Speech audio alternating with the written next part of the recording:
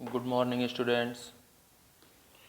आज हम इंफ्रास्ट्रक्चर के इम्पोर्टेंस और इंडिया में इंफ्रास्ट्रक्चर की सिचुएशन के बारे में पढ़ेंगे। हम सब लोगों को मालूम है कि किसी भी इकोनॉमी के डेवलपमेंट के लिए जो बेस होता है वह इंफ्रास्ट्रक्चर होता है। इसी के ऊपर इकोनॉमी डेवलपमेंट होती है। तो इसका क्या इम्पोर्टेंस है, इंडिया में क्या सिचुएशन है, गवर्नमेंट को और किस तरह के प्रयास करने चाहिए, इसके बारे में हम पढ़ेंगे। इंफ्रास्ट्रक्चर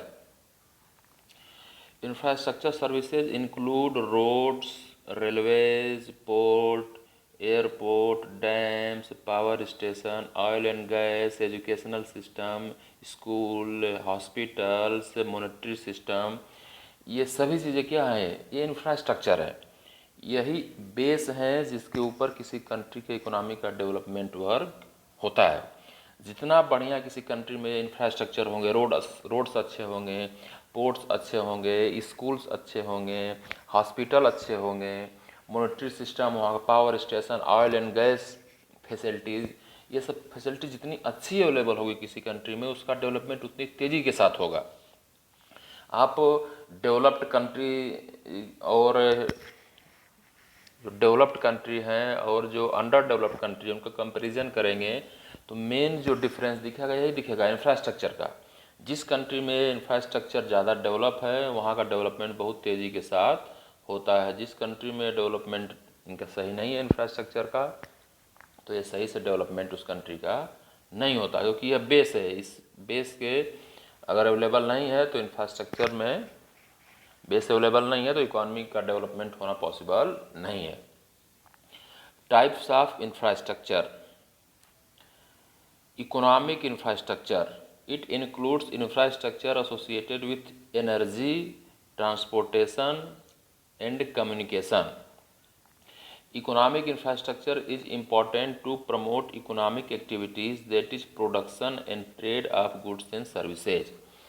इकोनॉमिक एक्टिविटीज़ जो होती है, जो प्रोडक्शन होता है, डिस्ट्रीब्यूशन होता है, ये सब क्या है? इकोनॉमिक एक्टिविटीज़ है। इनके लिए यह इंफ्रास्ट्रक्चर कंपलसरी है। अगर इंफ्रास्ट्रक्चर डेवलप नहीं है तो यह इकोनॉमिक इंफ्रास्ट्रक्चर को डेवलप अगर नहीं किया गया है तो कंट्री का डेवलपमेंट होना पॉसिबल नहीं है।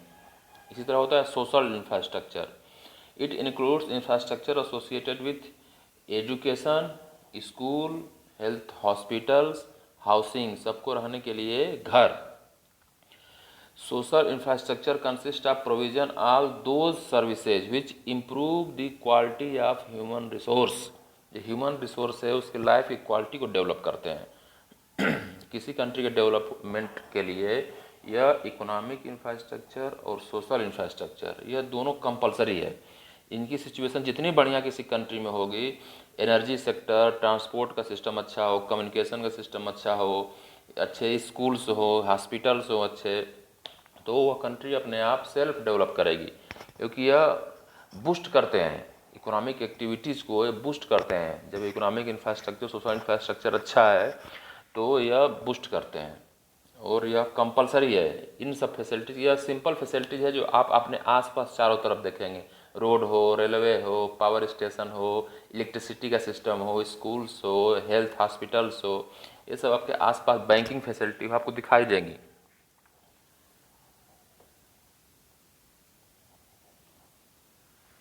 Importance of infrastructure. Infrastructure is the support system.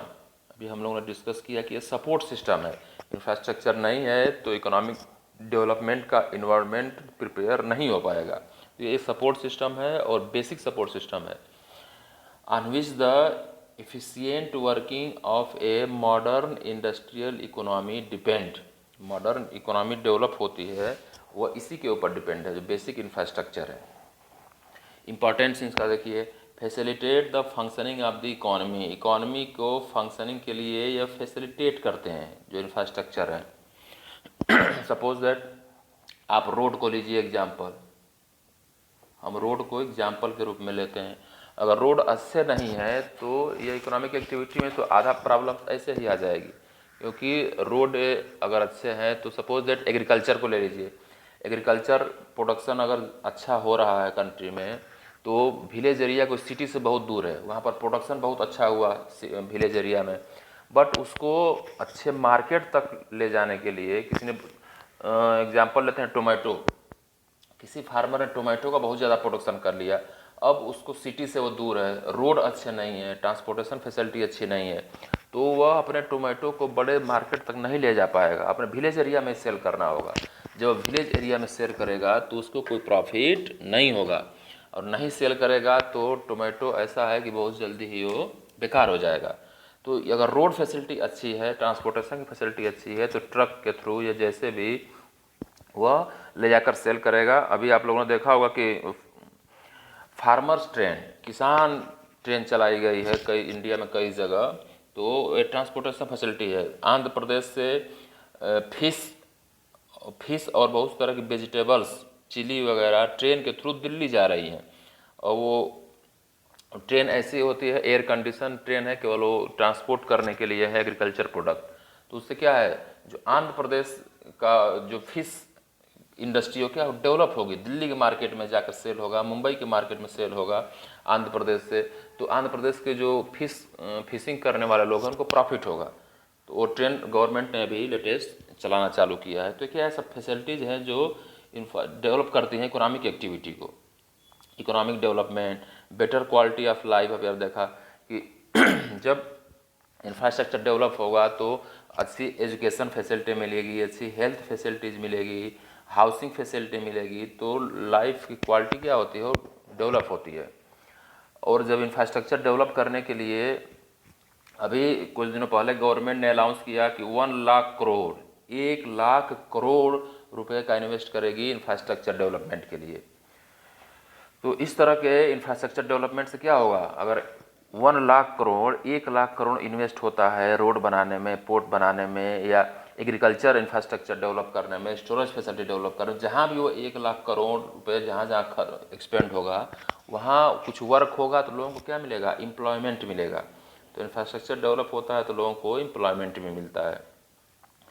Facilitate outsourcing, outsourcing आपको मालूम है कि other country, suppose that America में है, अमेरिका में कोई वर्क ऐसा है जो कंप्यूटर के थ्रू हो सकता है, तो बैठे बैठे कहीं से सॉफ्टवेयर सिस्टम से हो सकता है। तो बहुत बार ऐसा होता है कि अमेरिका के लोग या ब्रिटेन के, यूरोप कंट्री के लोग, वह एशिया की कंट्री जैसे इंडिया है, इंडिया से अपना काम कराना पसंद करते हैं, क्योंकि वहाँ पर जो लेबर है यूरोपीय कंट्री में, अमेरिका में, वो कॉस्टली है, वहाँ के लेबर को ज़्यादा पेमेंट करना होता है अगर वहाँ कोई वर्क कराना हो। तो अगर वो वर्क अमेरिका का वर्क इंडिया में बैठे कोई person, suppose that customer care है बहुत बार अमेरिका के लोगों को वहाँ का जो सिस्टम है कस्टमर केयर का, वो इंडिया से चलता है। बहुत सारी कंपनियों का फ़ोन अमेरिकन करेंगे अपने कस्टमर केयर पर, वो इंडिया में आएगा, इंडिया लोग में जो उसके जॉब करने वाले लोग हैं उसको सॉल्व करेंगे।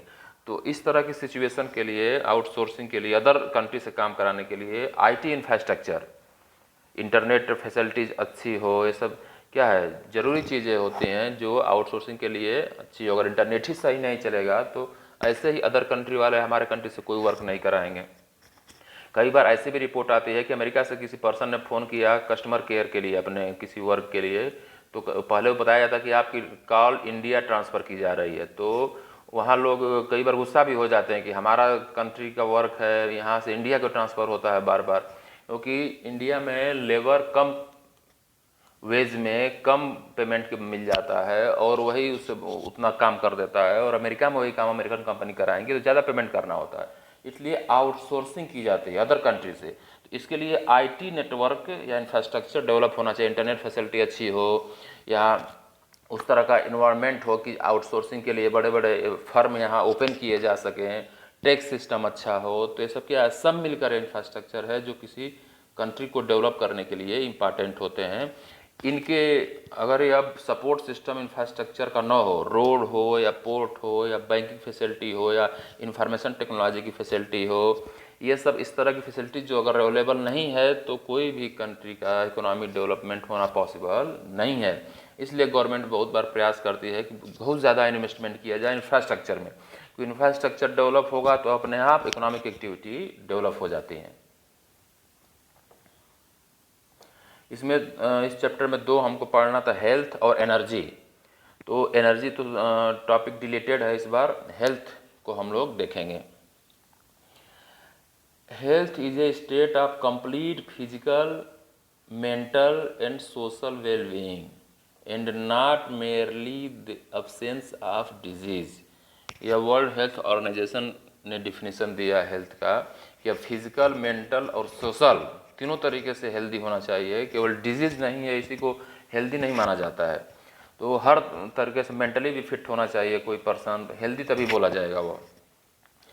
Development of health infrastructure ensures a country of healthy manpower for production of goods and services. वो मालूम है कितना भी इंफ्रास्ट्रक्चर डेवलप हो या कोई भी प्रोडक्शन वर्क हो, गुड्स प्रोडक्शन और गुड्स और सर्विसेज के प्रोडक्शन के लिए मैन पावर चाहिए। अब मैन पावर कैसा चाहिए? हेल्दी। अगर मैन पावर हेल्दी नहीं है जो प्रोडक्शन वर्क में काम कर रहा है तो प्रोडक्शन ऐसे ही किसी कंट्री का डाउन हो जाएगा। अगर कुछ एम्प्लॉई ऐसे रहें जो हमेशा सिक हो जाए, हमेशा लीव लेकर चले जाएं, तो प्रोडक्शन वर्क क्या होता है? रुकता है उससे। अगर हेल्दी हैं लोग, कोई लीव नहीं ले रहा सिक होने के कारण, लगातार वर्क कर रहा है बहुत बार, तो क्या है, प्रोडक्शन गुड्स और सर्विसेज का इंक्रीज होता है। तो यह बहुत क्या है, हेल्दी मैन पावर होना चाहिए किसी कंट्री का। इसलिए गवर्नमेंट यह भी प्रयास करती है कि हेल्थ पर एक्सपेंडिचर हो। गवर्नमेंट और प्राइवेट सेक्टर भी करते हैं, प्राइवेट कंपनियां भी, जिससे क्या हो कि डेवलपमेंट हो हेल्थ फैसिलिटी का, लोग हेल्थ के लिए अवेयर हों, और जब लोग हेल्दी होंगे तो वह ज़्यादा वर्क कर सकते हैं, इकोनॉमी में ज़्यादा कंट्रीब्यूशन दे सकते हैं। वो कहीं भी गुड्स और सर्विसेज प्रोडक्शन में वर्क करते हैं तो हेल्दी मैन पावर की रिक्वायरमेंट होती है।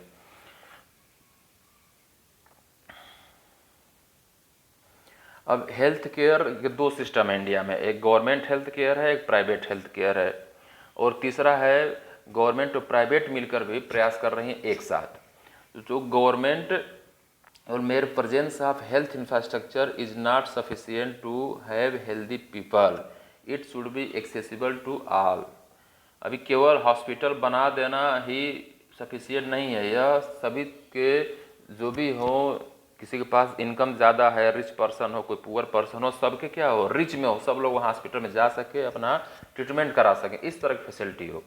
तो इसलिए गवर्नमेंट इस सेक्टर में गवर्नमेंट कराना कंपलसरी है। गवर्नमेंट अगर हेल्थ सेक्टर से निकल जाएगी तो ट्रीटमेंट बहुत क्या कॉस्टली हो जाएगा, वह सबके लिए पॉसिबल नहीं होगा।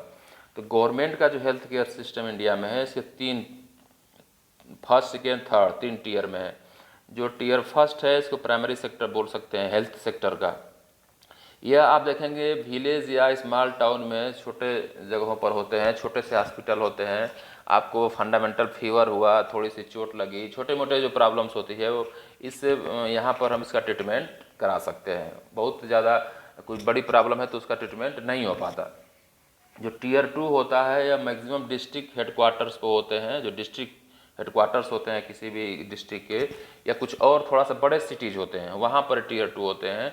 यहाँ पर कुछ बड़े प्रॉब्लम्स है, उनका भी ट्रीटमेंट वगैरह हो जाता है। बहुत बहुत सीरियस कंडीशन वाले मेडिकल डिजीज हो तो उसका ट्रीटमेंट यहाँ भी पॉसिबल नहीं होता। आप अपने यहाँ भी देख सकते हैं, बहुत बड़ी सीरियस डिजीज किसी को हो गई तो यहाँ पर डिस्ट्रिक्ट हेडक्वार्टर पर उसका ट्रीटमेंट पॉसिबल नहीं है। बट यहाँ पर बहुत कम ट्रीटमेंट होता, सिंपल प्रॉब्लम्स का होता है। थोड़ा और बड़ी प्रॉब्लम्स होती है तो डिस्ट्रिक्ट हेडक्वार्टर पर टीयर 2 होता है, और सबसे जो ऊपर होता है वो टीयर 3। ये सपोज दैट से एम्स हॉस्पिटल होते हैं, इस तरह के जो बड़े हॉस्पिटल होते हैं यह बिग सिटीज़ में होते हैं, मेगा सिटीज़, दिल्ली हो गया, मुंबई हो गया, पुणे हो गया, भोपाल हो गया, इंदौर हो गया, ऐसी जगहों पर ऐसे बड़े बड़े हॉस्पिटल्स होते हैं। वहाँ पर कोई भी प्रॉब्लम हो, कोई भी, हर तरह के मेडिकल इक्विपमेंट अवेलेबल होते हैं, तो हर तरह का ट्रीटमेंट वहाँ पर पॉसिबल होता है। तो गवर्नमेंट का 3 तरह का सिस्टम है। सबसे लोअर विलेज लेवल पर होता है, सेकेंड अबाउट डिस्ट्रिक्ट लेवल पर होता है, थर्ड जो है बड़े मेगा सिटीज़ में होता है। मेगा सिटीज़ में कोई भी ट्रीटमेंट पॉसिबल है क्योंकि यहाँ पर हर तरह के एडवांस लेवल के इक्विपमेंट जो होते हैं मेडिकल के, वो सब अवेलेबल होते हैं।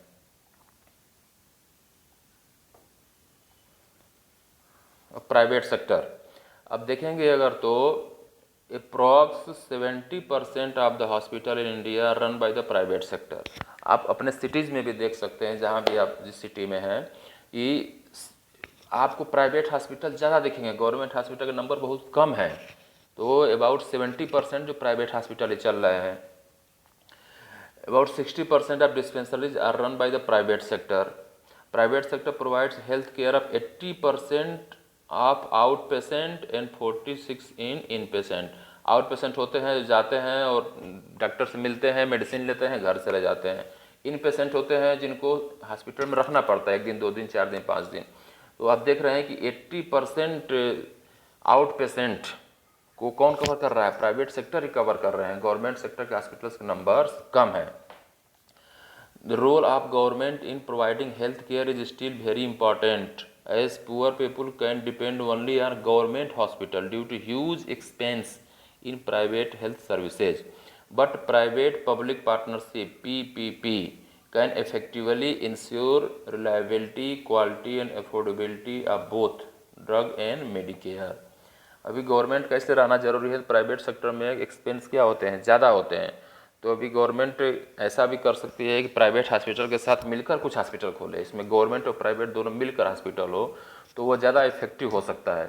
क्योंकि प्राइवेट हॉस्पिटल उसमें अगर गवर्नमेंट के साथ होंगे उस हॉस्पिटल में, तो बहुत सारे मॉडर्न जो फैसिलिटीज अवेलेबल कराएंगे। गवर्नमेंट उसमें रहेगी तो जो एक्सपेंडिचर है उसको कंट्रोल करके रखेगी, ज़्यादा नहीं हो पाएगा। Health as an emerging challenge, unequal distribution of health care services. इसका रीज़न क्या है?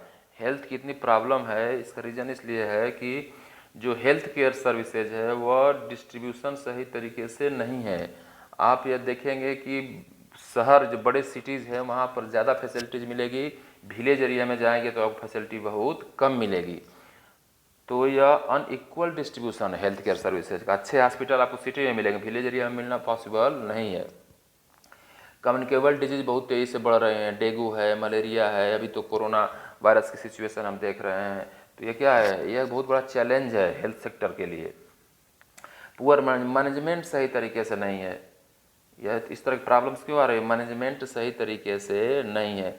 जो हॉस्पिटल हैं भी वहाँ सही तरह की फैसिलिटीज़ नहीं है, या फैसिलिटीज़ हैं भी तो उनका केयरिंग सही तरीके से नहीं है। तो कुछ ना कुछ इस तरह की प्रॉब्लम्स होती है जिससे हेल्थ सेक्टर में आप कहीं जाएंगे हॉस्पिटल में तो आपको फील होगा। प्राइवेटाइजेशन, यह भी एक प्रॉब्लम है। जितने प्राइवेट हॉस्पिटल्स के नंबर्स बढ़ते जाएंगे उतनी ज़्यादा प्रॉब्लम्स होगी। किसको? जो जिनके पास मनी है उनको तो कोई प्रॉब्लम नहीं है, वो जाएंगे 1 लाख 2 लाख 3 लाख 5 लाख जितना भी एक्सपेंडिचर होता है एक्सपेंड करेंगे और अपना ट्रीटमेंट करा के आएंगे। बट पुअर पीपुल जो हैं, जो इनके पास पैसे नहीं है, इतने एक्सपेंस का बर्डन जो है वो नहीं उठा सकते, उनके लिए प्रॉब्लम है प्राइवेटाइजेशन। जितने प्राइवेट हॉस्पिटल खुलेंगे फैसिलिटीज़ तो बहुत मिलेगी बट फी भी उनकी ज़्यादा होगी, एक्सपेंस भी वहाँ पर ज़्यादा होगा। यह भी एक बहुत बड़ी प्रॉब्लम है। पुअर सैनिटेशन लेवल, यह सैनिटेशन लेवल भी पुअर है, इसलिए हेल्थ की प्रॉब्लम ज़्यादा आती है। इसको ख़त्म करने के लिए भी आपने देखा गवर्नमेंट बहुत तरह के स्वच्छ भारत मिशन और तरह तरह के प्रोग्राम चला रही है कि सैनिटाइजेशन का लेवल जो है, सैनिटेशन लेवल इंडिया में वो इम्प्रूव किया जाए। बहुत उसका इफेक्ट भी हुआ है, क्योंकि सैनिटेशन सही से नहीं रहेगा तो डिजीज़ ऐसे ही लोगों को होगी। तो अगर यहीं से हम स्टार्ट करते हैं तो बहुत सारे डिजीज़ को कंट्रोल कर सकते हैं। अगर आप कंपैरिजन करेंगे तो यूएसए में जीडीपी का अप्रॉक्स 50% अपने हेल्थ सेक्टर पर एक्सपेंड करता है। वो बहुत ज़्यादा एक्सपेंडिचर है हेल्थ सेक्टर पर, हॉस्पिटल वगैरह में फैसिलिटीज़ देने पर लोगों को। इंडिया में लगभग 5% है, इससे भी कम ही हो सकता है। तो क्या है, यह बहुत बड़ा डिफरेंस है। एक तो इंडिया की जीडीपी कम है, उसमें से कम एक्सपेंड कर रहा है। यूएसए की जीडीपी ज़्यादा है, उसमें से बहुत ज़्यादा एक्सपेंड कर रहा है। तो वहाँ पर बहुत ज़्यादा एक्सपेंडिचर है हेल्थ सेक्टर पर, जो इंडिया में कम है। यह भी एक रीज़न है कि हेल्थ सेक्टर में बहुत ज़्यादा सुधार नहीं हो पा रहा है। आप देख सकते हैं इस तरह सिचुएशन को सही करने के लिए गवर्नमेंट ने बहुत स्वच्छ भारत मिशन में देखा, जो सैनिटेशन प्रॉब्लम है, स्वच्छता को लेकर प्राइवेट बीमार डिजीज बढ़ती हैं, उसको कंट्रोल करने के लिए गवर्नमेंट ने स्वच्छ भारत मिशन चलाया। अभी आपने देखा होगा आयुष्मान भारत गवर्नमेंट ने मिशन चलाया है। इसमें पर पर ईयर 5 लाख का फ्री ट्रीटमेंट गवर्नमेंट दे रही है। किसी भी हॉस्पिटल में ट्रीटमेंट कराइए, 5 लाख तक आपका जो एक्सपेंड होगा वह गवर्नमेंट ऑफ इंडिया देगी। यह 50 करोड़ के अप्रॉक्स लोगों को कवर करेगा इंडिया में, पर फैमिली 5 लाख। ये सब आप माइंड में सेट रखना है कि एग्ज़ाम में इस तरह से पूछे जा सकते हैं। आप देख सकते हैं 10 करोड़ इन 1 ईयर, 1 ईयर में 10 करोड़ लोग इसका प्रॉफिट ले चुके हैं आयुष्मान भारत का। तो ये अभी एक बड़ा मिशन है गवर्नमेंट का, जो हेल्थ फैसिलिटी लोगों को अच्छी तरीके से अवेलेबल कराने का प्रयास कर रहा है। जो इंडियन ट्रीटमेंट है, जो बहुत ओल्ड ट्रीटमेंट है, वो आयुष बोलते हैं उसको। यह इसका पूरा नाम आपसे एग्जाम में पूछा जा सकता है। तो आयुर्वेद, योगा, नेचुरोपैथी, यूनानी, सिद्धा, होम्योपैथी, ये पांचों जो ओल्ड सिस्टम इंडिया का है मेडिकल सिस्टम, इसको मिलाकर बोलते हैं आयुष। आयुष मिनिस्ट्री भी गवर्नमेंट ने बना दी है, एक अलग से गवर्नमेंट ऑफ इंडिया में मिनिस्ट्री है आयुष। जैसे प्रधानमंत्री जन आरोग्य योजना भी बोलते हैं इसको, पीएम जय। ये पीएम जय है, प्रधानमंत्री जन आरोग्य योजना, पीएम जय। यही आयुष्मान भारत भी इसको शॉर्ट में बोलते हैं। तो यह 5 लाख तक पर फैमिली को फैसिलिटी अवेलेबल कराता है। और यह सैनिटेशन की प्रॉब्लम सॉल्व करने के लिए गवर्नमेंट ने स्वच्छ भारत मिशन स्टार्ट किया। इस तरह बहुत सारे गवर्नमेंट द्वारा प्लान चलाए जा रहे हैं जिससे लोग हेल्दी रहें। और एआई एनर्जी जो है आपके सिलेबस से यह इस बार डिलीट किया गया है।